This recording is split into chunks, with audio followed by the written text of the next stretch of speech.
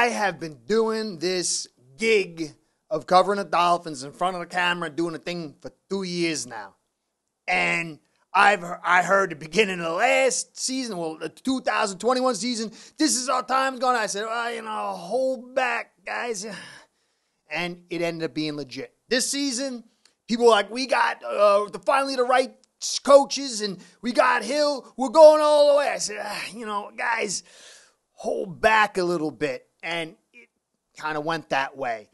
But I get a lot of grief the last 2 years of trying to be realistic in the hype factor 5 that the Miami Dolphins have specialized in and honed in a way that very few franchises have.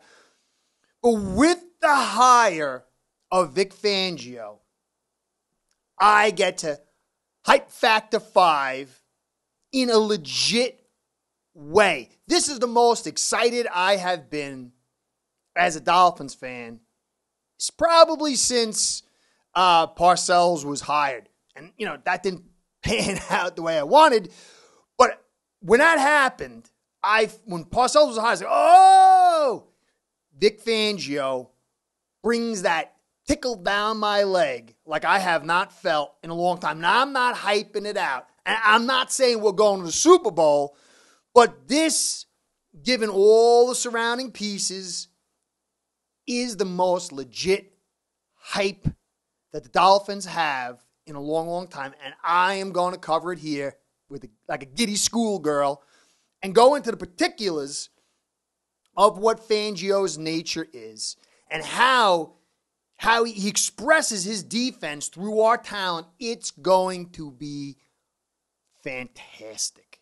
Fantastic, guys. Not fake. I'm trying to get clicks or I'm trying to pump the Dolphins meeting. None. This is legit. And beyond the scope of what he's going to do for our defense, the experience, the understanding of how to be a head coach and what that entails to bolster McDaniel in some of his weak elements is as good as it gets. And this is not false hype, guys.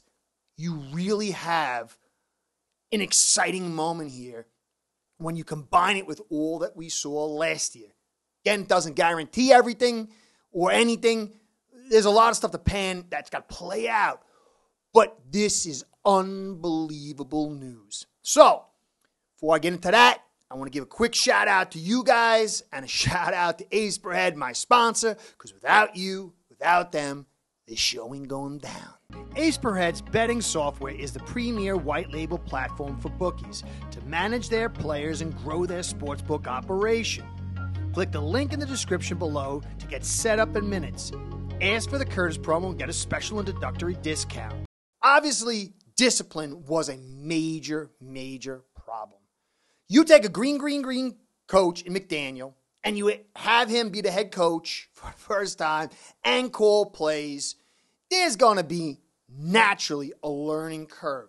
And this guy's smart, spacey, avant-garde with the Woody Allen thing, but he's smart. And now you take a grounded, smart guy like Fangio with his experience, and to be able to coalesce those two beings, they're going to be able to put together a framework that is going to be very, very enhanced. Now, you can go look at Flores with Gailey, how critical the insertion of Gailey was. And then you saw in the following season, the removal of Gailey, how there was a diminishing. The addition of Fangio to McDaniel is the perfect complement. And it's going to carry over from the defense to the offense and to the entire team in so many ways. I'm not going to break it out now, but we could dig into it later. But clearly, this is the most critical. I believe in top-down evaluation. I believe football starts at the top, and then you evaluate down. I still don't like Ross. I still got my questions about Greer. But with the addition of Fangio, this staff will be highly enhanced. And whatever you think about Greer or Ross, there is a series of talents on this team, a lot of talent, and it's going to be enhanced. And this limits the huge additions of talent that will need to be inserted, because Fangio, his style of defense is kind of what I talked about in my last podcast when I was talking about with the change of the defense. You got to keep Tyndale in mind, and I went through the different things. He adds almost all those elements that I thought would enhance this defense and allow us not to pour huge assets into it. And the transition from the 0 to Fangio's basically 3-4-4-3 hybrid, 4-3 under style defense is as perfect as it gets. So let me get into the details. I'm going to show some graphics, how the players on our team are going to be highly enhanced, what this defense will look like, and how this is a true force multiplier to this team and defense. I'm excited. So here we go. Take a look at this little graphic over here. And what Fangio likes to run is, what I talked about the last time, it's a 3-4, but with 4-3 techniques, okay? And it's not your standard 3-4, but that change from the standard 3-4 is going to enhance the most critical unit on this defense, the most talent-laden unit, which is the front, the edge defenders, including the D-line. So you see in a normal 3-4, you got the giant, mammoth nose tackle who plays head over to center. That's not how he runs it. He relies on athleticism. He believes in not getting overcomplicated in the blitzing, but there is heavy complications within that is going to stress offensive coordinators and quarterbacks, unlike we've seen in a long time. If you want to kind of get an understanding, it's a little bit like Nolan's hybrid defense, but not exactly. So to start off with, you'll have a nose tackle, but he's not playing over center. As you see here, he's going to play off the arm of the center on rundowns to the strong side, wherever that tight end lines up. He's going to shade to that side. He'll play probably in the gap a little bit. And his job is that one gap alone and handling double teams, the guard and center. Because he plays over that shoulder and he has that burst to hit that gap, he's going to suck both players, the guard and center, but he's going to have to handle that. But once he sucks and he absorbs those two players, that frees up the rest of the line. And you could see I got Davis here, but you could just as easily put Wilkins in there. You could just as easily put Sealer in there. So we already have 3 players for this role. Now, going down the line, usually you'll have in a 3-4, 3 defensive linemen, and they play kind of basically over the center, and then like a 3 tech, which is maybe inside arm of the tackles. But he does not do that. So he takes the end who plays a 5 technique that I see here with Wilkins. He plays over the tackle or slightly on the outside edge. And that nose tackle, when he absorbs those 2 players, it allows that 5 technique and to play that little outside shade. But his job is to handle that tackle and control. You see the arrows on both sides to control both those gaps. Again, we have Agba. I think could kind of play it a little bit, but Wilkins and Sealer will be perfect for this.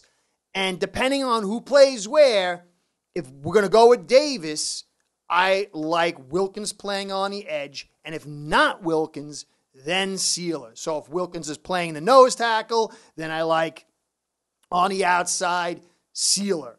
But if we have Davis, I like Wilkins on the outside. Now the other end His job is to be athletic and a disruptor.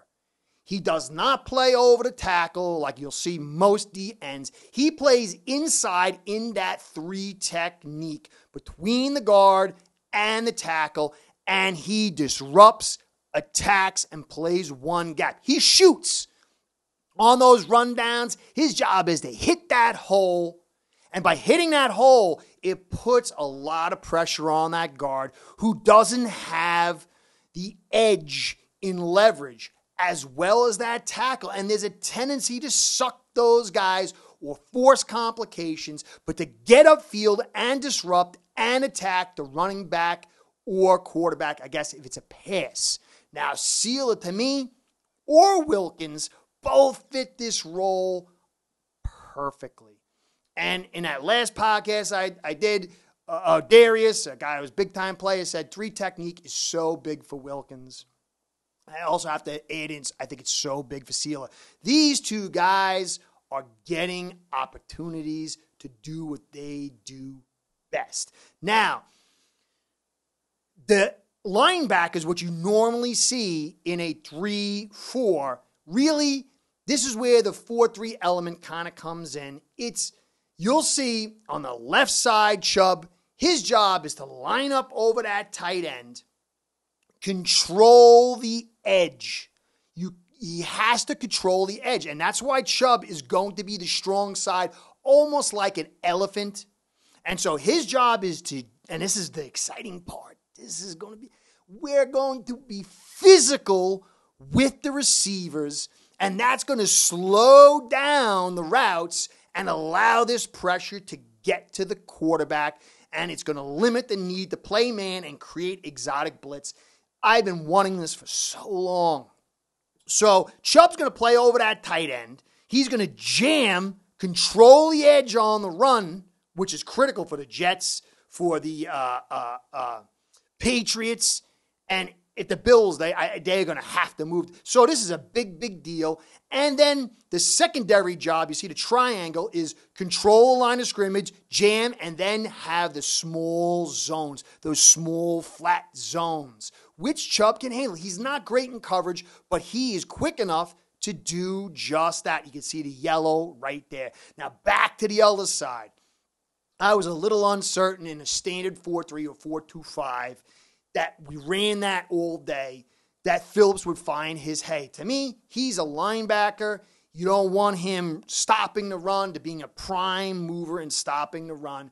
But the job of that linebacker, both Chubb and Phillips will be stand up most of the time. But Phillips' job is to drop in the short zones, and you've seen this guy. He can cover huge areas sideline to sideline. He's capable enough handling short zones, but his primary job is to stop the backside run, which we have tons of film of him doing because of his explosive nature to get down the line of scrimmage. And as Chubb, Wilkins, and Davis will slow down that front side run, it will allow him to backside tackle and cause stops and runs for loss, as well as blitz and get after the quarterback. This is about as good a situation for Phillips as you could possibly have.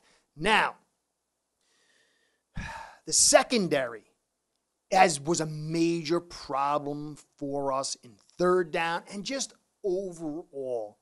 And I had said we need to go to zone, but I had some concerns about your straight zone coverage, and I won't get into that here, but the beauty of what Vic Fangio likes to do, he's got 4 principles.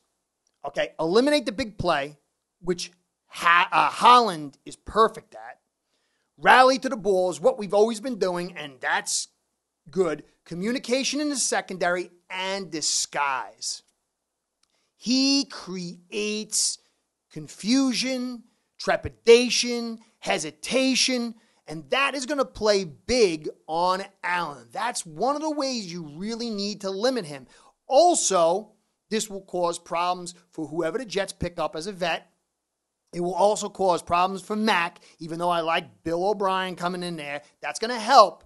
But that confusion is going to come not by exotic blitzes, but by communication and mixed, it's called match zone coverage. And so you're going to have zone and man within that, and they're going to play multiple techniques with if-then principles. So if a guy does something, he might be playing man. If a guy does something else, he might be playing zone. But within that, it's going to alter because you're going to have linebackers playing zone, occasionally man, but those outside the cornerbacks are going to be jamming at the line of scrimmage, which I've said Howard's really good at. And so is Kohu. So they're going to jam, and then they're going to drop to man or zone depending on the play. And this is going to allow Howard and Kohu to not have to play man all day. And it's going to cause doubt because you're going to have these outside linebackers of Phillips in this example and Chubb covering those zones. And then inside, when Chubb jams that tight end, the inside linebacker, which we have over here is Roberts, who's probably going to be Tyndale, his job is then to handle that tight end when he releases. Sometimes in man, sometimes in zone. And then you'll have Baker, that other inside linebacker. His job is to cover, but also to blitz. And how good is that for Baker to be in that weak side linebacker role is what I've said this guy should be doing. He gets to play the dog. He gets to blitz. He has some short inside coverages. And then on top of that, the only problem I see at this stage right now is that Fangio loves to have two safeties who are interchangeable. Currently, we don't have that. Holland, he likes to play zones with single high, man with single high. And again, the principle of limiting the big play is what Holland will excel at, and it's perfect for him. Perfect. I mean, can I say perfect? But Brandon Jones is really, really good, but he needs to work on his coverage. Now, Fangio will bring that strong safety. The safeties are supposed to be interchangeable, to come up and stop the run and play inside that box, but they're also expected to play on top high. And sometimes it would mean Holland needs to come up and you need that safety over the top. And this does put pressure on that second safety position and could mean they're going to look for a safety to play his role. Now, Fangio could alter things and change things. The guy is so good. These are just his previous principles and how he likes to run it. He likes cover two a lot. A lot of people don't like cover two. He used to use a lot of cover two. We'll see if he continues to use cover two.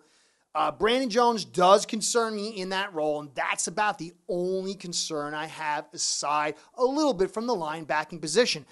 Tyndale, again, is going to be key. Roberts cannot cover a tight end. Now, you could flip it, maybe, and put Baker on that side, but I don't like Baker on the strong side.